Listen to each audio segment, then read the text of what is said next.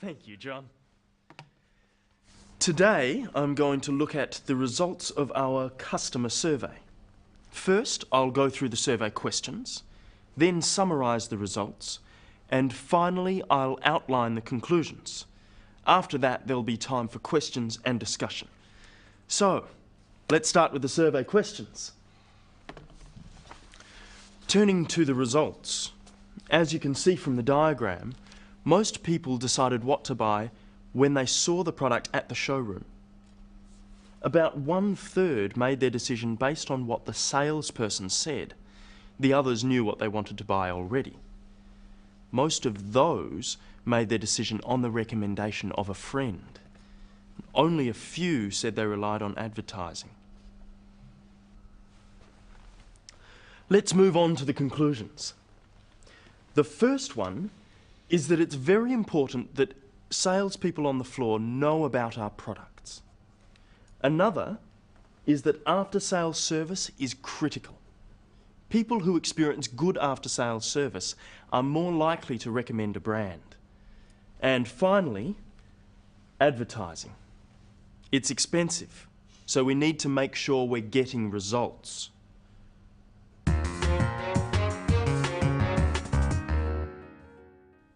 In today's program, we look again at a presentation. Tan is presenting the results of a survey. Let's see how he does it. How does Tan start his presentation? Today, I'm going to look at the results of our customer survey. When giving a presentation, it's important to state clearly what you are going to talk about at the beginning. What is your topic? For this, Tan uses the future tense, I'm going to. He could also have said, I will. And instead of look at, he could have used other words, examine, analyze, review, discuss. After introducing the topic, what does Tan do next? First, I'll go through the survey questions, then summarise the results, and finally, I'll outline the conclusions. After that, there'll be time for questions and discussion. Tan outlines the structure of his presentation. There were 3 parts. Notice how he signals this by using sequencing words. First, then, and finally. The structure of his talk is introduction, then part 1, survey questions, part 2, survey results, part 3, survey conclusions. There's one more sequencing signal in his introduction. Did you hear it? After that, there'll be time for questions and discussion. Even though Tan said finally he would talk about conclusions, he has something after that. This is because the questions are not part of his presentation.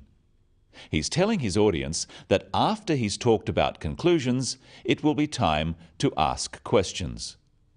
So, sequencing words are very useful. They tell your audience how many parts are in your talk, and they can signal when you are moving from one topic to the next one. Sequencing words are words like firstly, secondly, thirdly, then, next, finally, after that, following that, and later on. Another type of signal can be used to show you are moving from one part of your talk to another. Here are 3 that Tan uses. Practice them with him. So, let's start with the questions. Turning to the results, let's move on to the conclusions. When we speak in English, pauses and intonation are as important as the words we use, because they help people understand. Listen.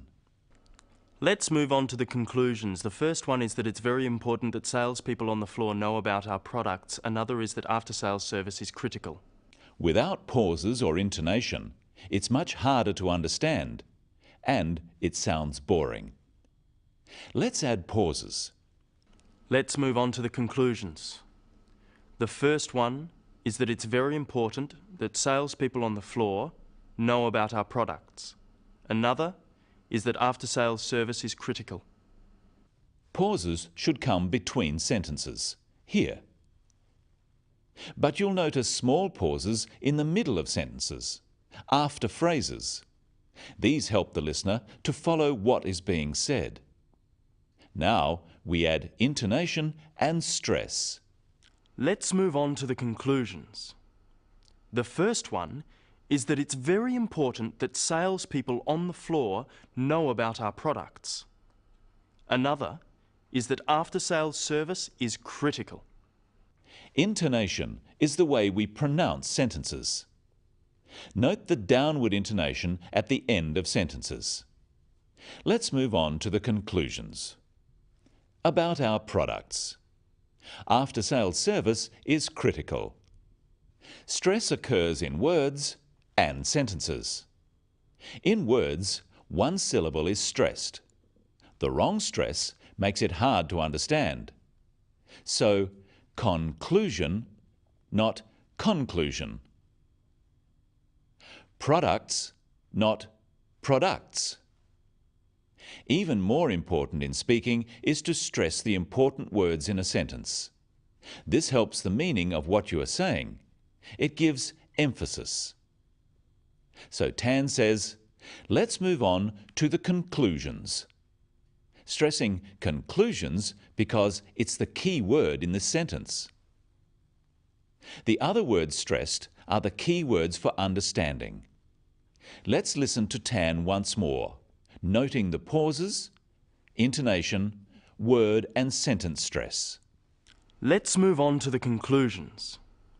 The first one is that it's very important that salespeople on the floor know about our products. Another is that after-sales service is critical. Let's look at the diagram and how we can describe numbers or statistics.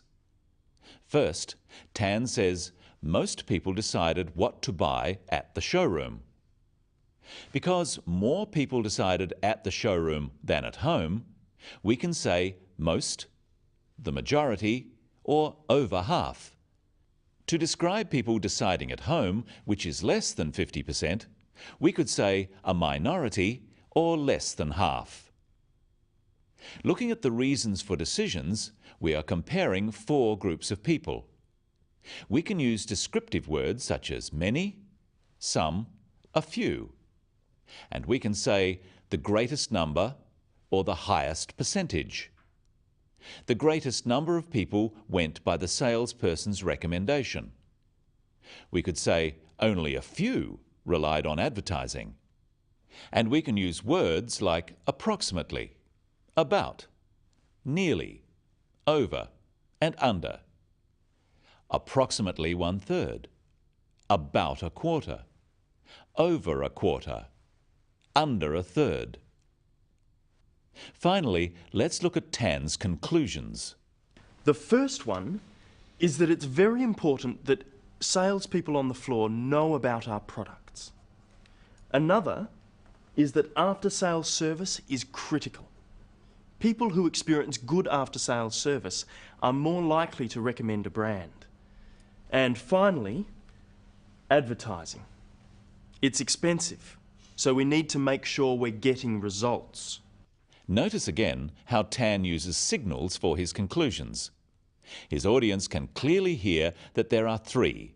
He says, the first one, another, and finally. Notice also how Tan uses adjectives to make his points. You shouldn't use the same words all the time. What are the adjectives? They are important, critical, and expensive.